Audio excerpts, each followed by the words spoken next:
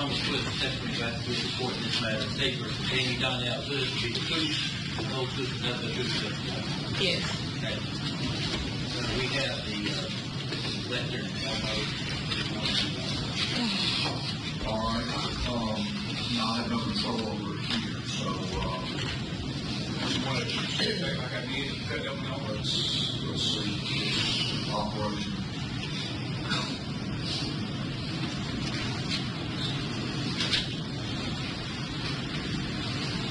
Objection not on.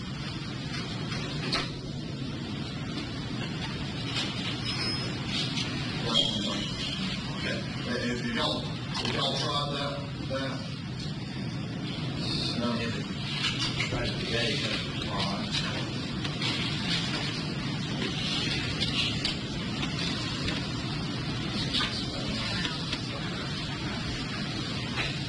as far as this witness, Judge, I only have just a handful of photographs, and we can basically tell it's up to the jury and get the old-fashioned way. Okay. It may be coming up. It's lighting now. It may be coming up. Yes. But if not, we can go ahead and proceed, Judge. All right. Works fine. If not, we probably need it for later, but we would. Ma'am, would you state your name again for the jury, please? Ruby Jordan? You were the mother of Kenneth Omari Wray. Is that correct, ma'am? Yes. Ma'am, at the time of his death, he had any children? Yes, he has 3 children. And can you tell us the names of each of Kenneth Omari Ray's children and how old they are at this time? Okay. Denia Ray. You got to probably speak up just a little bit if you can. Denia Ray. She's 11. Talia Ray. Tadia. She's 9. And I have Omari Jr. He's 6. And Denia, for the court reporter, how do you spell her name? It's D-A, apostrophe, real, D-A-N-A-Y-A. And if I may, let me show you some photographs that are marked as State's Exhibits number 1181 to 1184.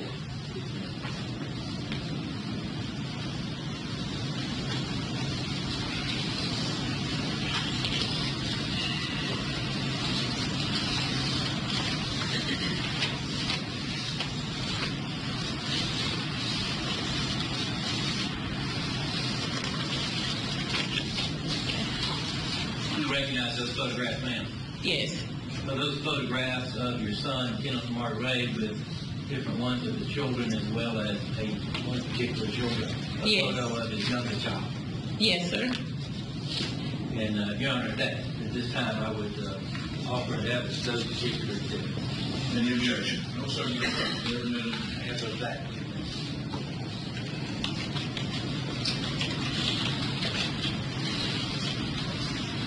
You'll turn off the lights so we can start.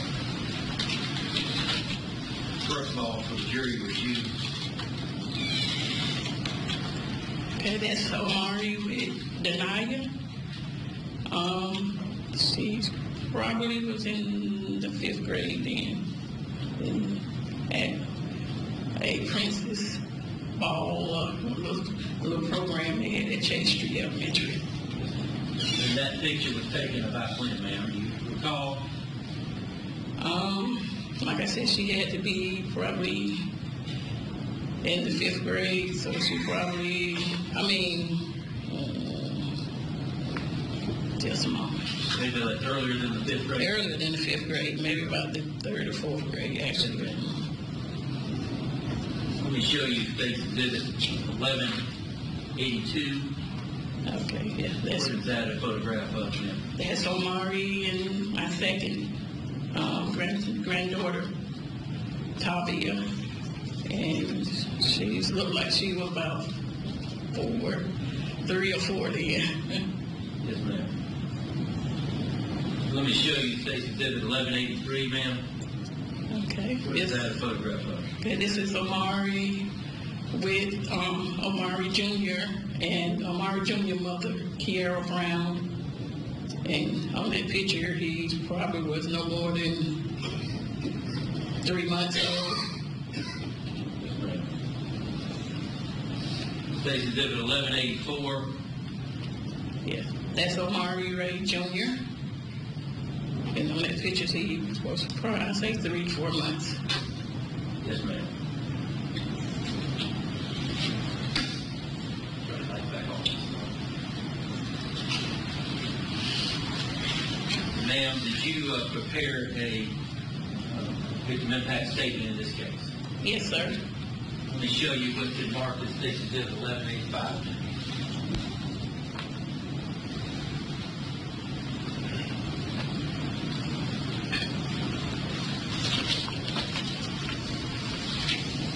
Is that your victim impact statement? Yes. I would tender State's Exhibit 1185 at that. Any objection? No, sir, no. This is submitted. With your own permission, that you read that to the jury. She may. Ms. Jordan, as we discussed, would you please read that to the jury? Okay. All right. On this past Mother's Day, my only beloved child, Omari Wray, with his signature smile, didn't bring me flowers, gifts, or cards. Instead, I visited him very early in the morning and placed flowers on his gravesite.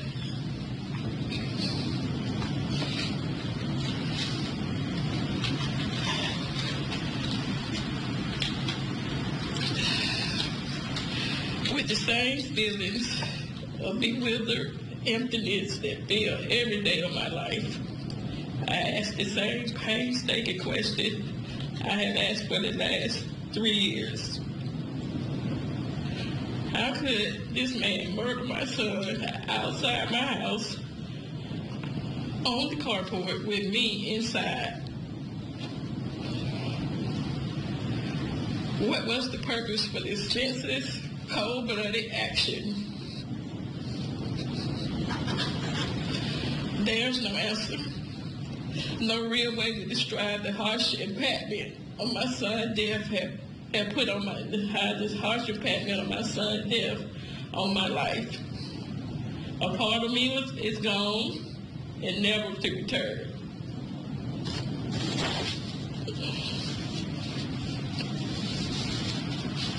Omari was the father of 3 children. 5-year-old Omari, being the youngest.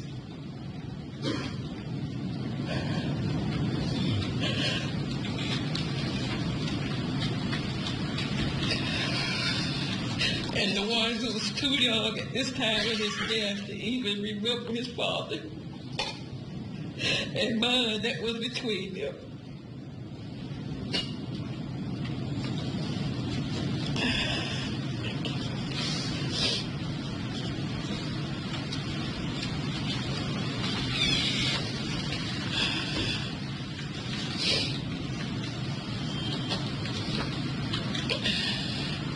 His 2 daughters, 8-year-old Tavia, 11-year-old Denaya, will remember all the great times and all the lessons he taught them, including loving and respecting each other. He loved them with all his being and demonstrated it in so many ways. He was involved in their lives every way a father should be. They loved and adored him. They were all the elements that spell happiness as life goes. The expectation was he would be there all milestones and major events in their lives, birthdays, holidays, summer trips, school events, first bike rides, and graduation. Explaining life's little mysteries to them instead on this upcoming Father Days. They will do what they have done for the past 3 years. They will place a flower on their father's grave.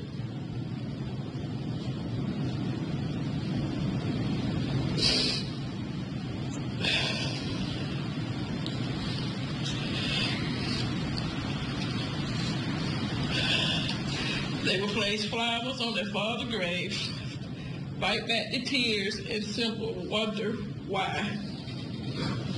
They would never know the joys of growing up with their loving father.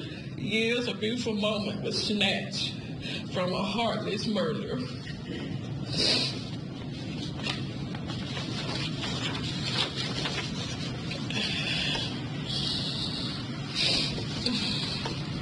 I spend a great deal of time with my grandchildren. I can't help but picture what their lives would be like if they had their father. I, along with the support of my family, do all we can for them and with them, but we cannot take the place of their father, Omari, who still could be in their lives. I carry the burden of their loss as well as my own.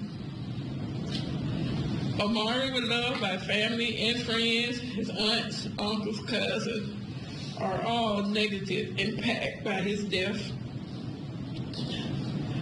They speak of him often, sharing stories that capture his special personality. He added joy to the family just by being himself.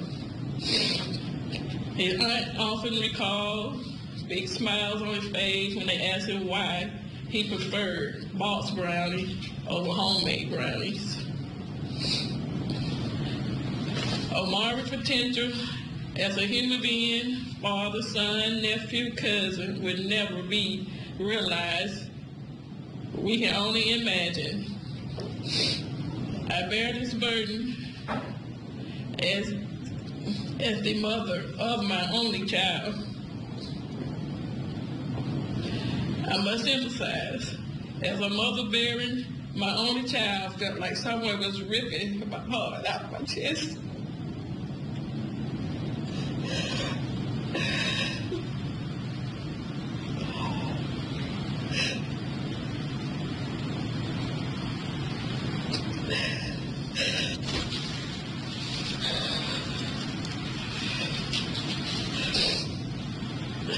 I go from day to day, drawing those strength God given me, but the pain of sorrowful memories never subsides.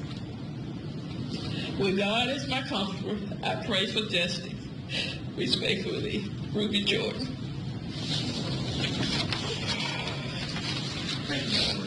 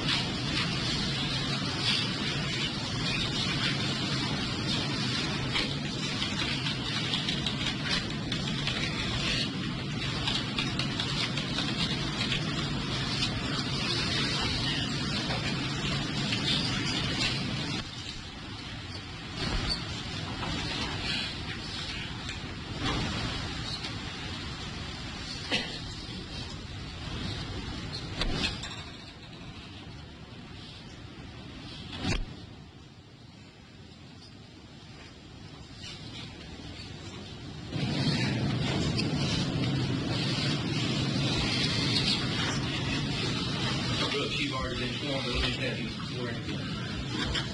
You saw him put a testing back here. During this matter, state representing Donnell, who's the whole truth, not truth? I do. The record states your name, please. Judon Brooks, JUDONBROOKS.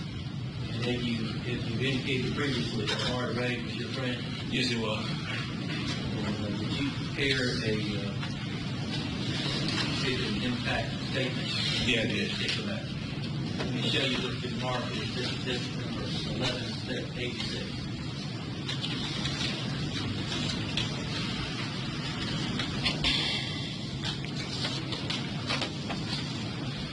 Is that the statement you prepared, sir? Yes, sir. Your Honor, I would tender State Exhibit 1186 in the evidence for this time. No, sir. Mr. Brooks, if you will, you turn the jury, be sure to speak into the microphone and slowly read that statement as it is on the paper. Okay. December 28, 2010. I think about how my best friend Omari Wray was murdered outside his home, shot to death. As I, Judon Brooks, try to move on with my life, there's not a day passed that I do not think about my best friend Omari Wray. I love him so much. I miss talking with him, his laughter, and the joy he brought into my life. I remember our last days together, and I cried. I think about his kids and his sweet mother, Ruby, who raised Omari to be a very respectable young man. Life was just taken from him like he didn't mean anything. I love him so much.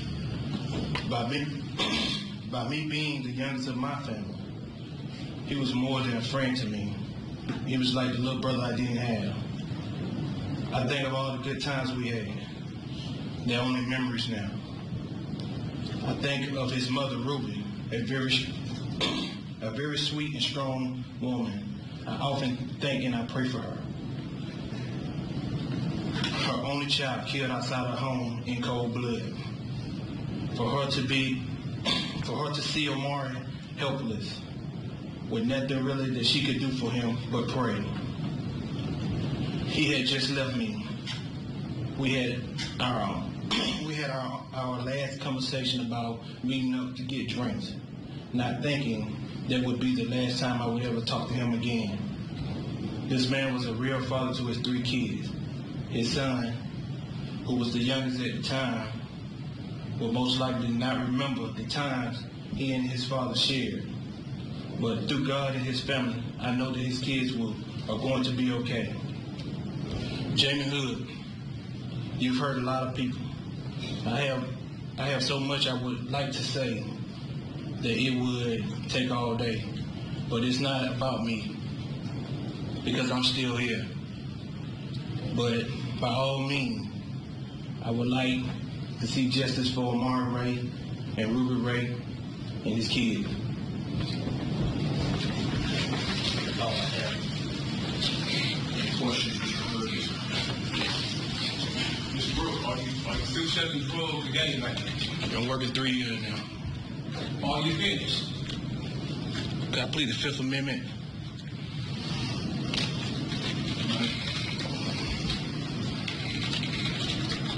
So, that means he ain't gonna answer. I guess that answers my question. He can't. That's right, not to criminal U.S. Constitution. But is he admitting up on the oath that he still selling drugs, or you want to be true? I have no more questions. Real quick there, y'all. If he ain't gonna answer, we'll move to strike your whole testimony. If he ain't gonna answer. We go now. The jury's protected recess.